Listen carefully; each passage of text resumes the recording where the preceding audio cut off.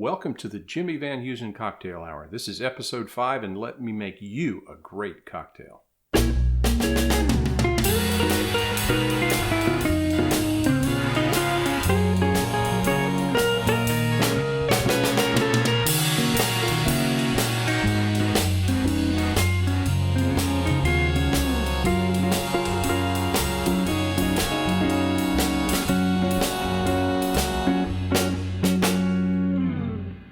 Welcome back and Happy New Year to everybody out there.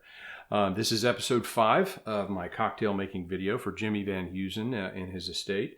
And I think it's a very important month to do this because it happens that the 26th of January will be the 113th birthday of Jimmy Van Heusen. So what better way to celebrate his birthday with another great cocktail? The cocktail that I'm going to make today is something called a Syracuse 1913. So 1913 being the year that Jimmy Van Heusen was born, and of course he was born in Syracuse, New York. And I made this cocktail because, again, I wanted to honor the great music of Jimmy Van Heusen and with his birthday coming up.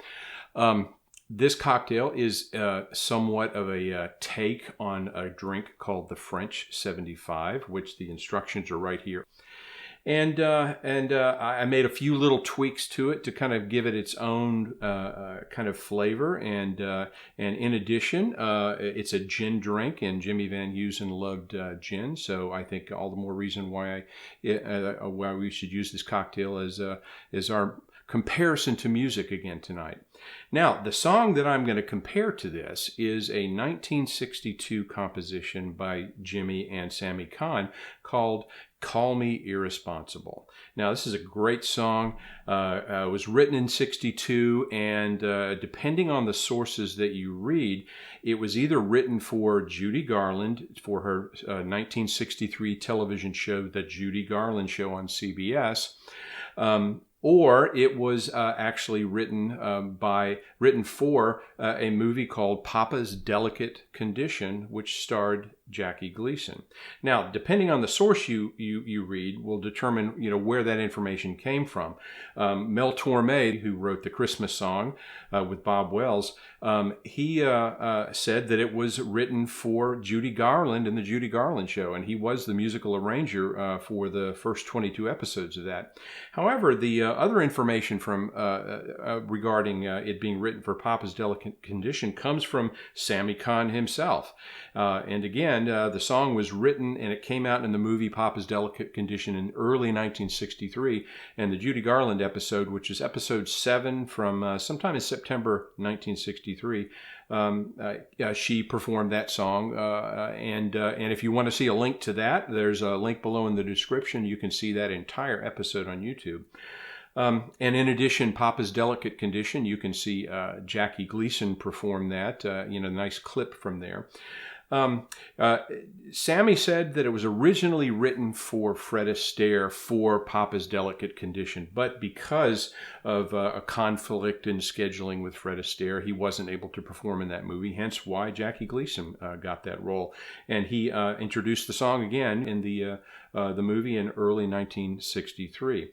So those are the two combinations we're going to make today. It would be irresponsible of me not to make a gin cocktail for Uncle Jimmy's birthday, his 113th birthday. So that's what we're going to make today. Okay, so what are we going to do here? First of all, this is kind of a mixture drink where you create an initial kind of base for the drink and then you top it off with something. So what we're going to start with here, of course, is our typical cocktail shaker filled with ice. And I got this really neat cocktail shaker here for Christmas from my family. Not sure where they got it, but it's a nice shiny one and I like it very much. And of course, I've got my cocktail shaker here, which is not quite vintage, but it certainly feels like it. It's, again, a cocktail shaker I got from the Pottery Barn.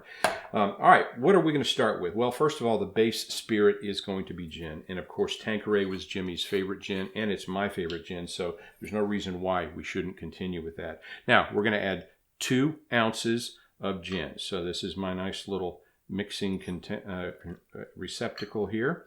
And we're going to add 2 ounces of gin. Next step is we're going to add some triple sec, which will give you a little bit of an orangey kind of flavor to it. So for here, we're going to add, for this, we're going to add 1 ounce right into the shaker there. The next thing that we're going to add to it is some simple syrup. Now, simple syrup is just as easy as it sounds. Basically, you make it on a stovetop. You have equal parts water, equal parts sugar. Heat it up, stir it until it's all dissolved, and then put it away in the refrigerator and chill it. So this, again, 1 ounce of simple syrup. Now, the other thing that we're going to add here is a little Angostura bitters, which again is a seasoning type of flavor for your cocktail. So 1 nice dash into there. And then the next step here is we're going to shake this one up. So we'll shake it up really good. Get everything nice and mixed together. Sometimes it does kind of break apart the ice in the shaker, and you'll end up with a little ice shards in your drink, but they dissolve. And other than it, in a martini, I don't mind them in something like this. In a martini, it tends to dilute the cocktail. All right, so there we go. Now, why do I have 2 glasses set up here? Well, first of all, this mix that we just put together, it actually makes 2 drinks. So we're going to make 1 for me, and then we're going to make 1 in honor of Jimmy Van Heusen. So what you're going to do now is you're going to split this between the 2 glasses. So, approximately 1.5 ounces roughly in between the 2 champagne flutes. Now, you can use chilled champagne flutes, or you can use chilled coupe glasses. But either one of them are excellent. But again, chilled, I think, is the most important thing. Now, what are you going to top this off with? Well, plain and simple, we're going to top it off with a champagne-like drink. Now, I hope I don't get into trouble with the French for calling this American-made sparkling wine a champagne, but the Gruet brand from New Mexico is a brand, a family vineyard that was founded by the Gruet family, who are from France, and they worked for had a number of vineyards in France, and I think this is a fantastic American style champagne made in the method of how it's made in France. So they make a number of different great varieties of this. This happens to be the Brut variety. They also make a great rosé. So you should all check them out. It's available at Total Wine. I buy it there on a regular basis, and it's just a great champagne to have around. And then there's your great sound there. Now, we're going to top each one of these off with champagne so it doesn't flow over. And I'm hoping when you make these, if you like them, please let me know.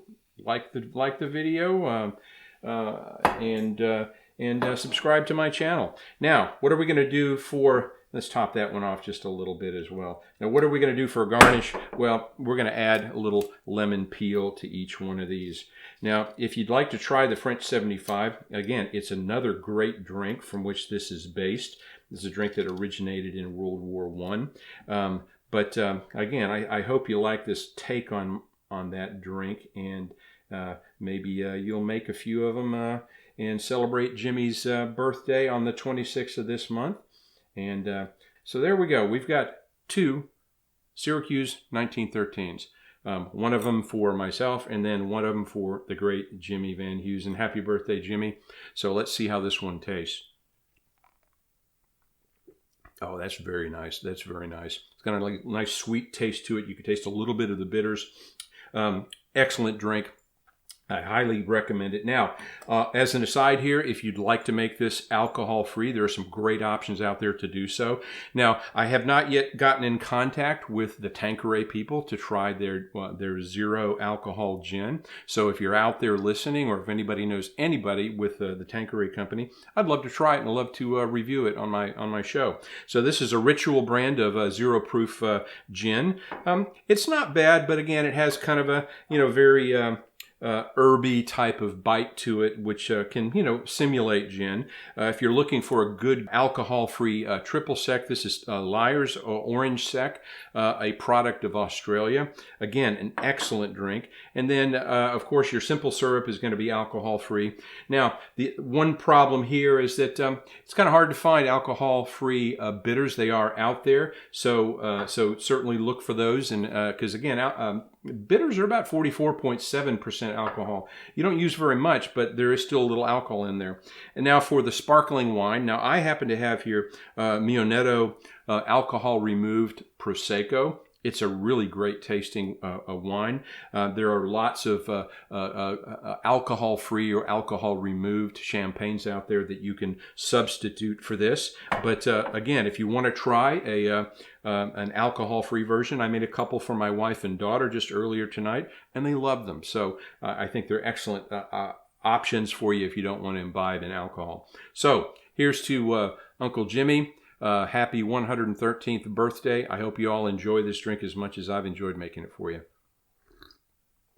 Cheers and Happy New Year.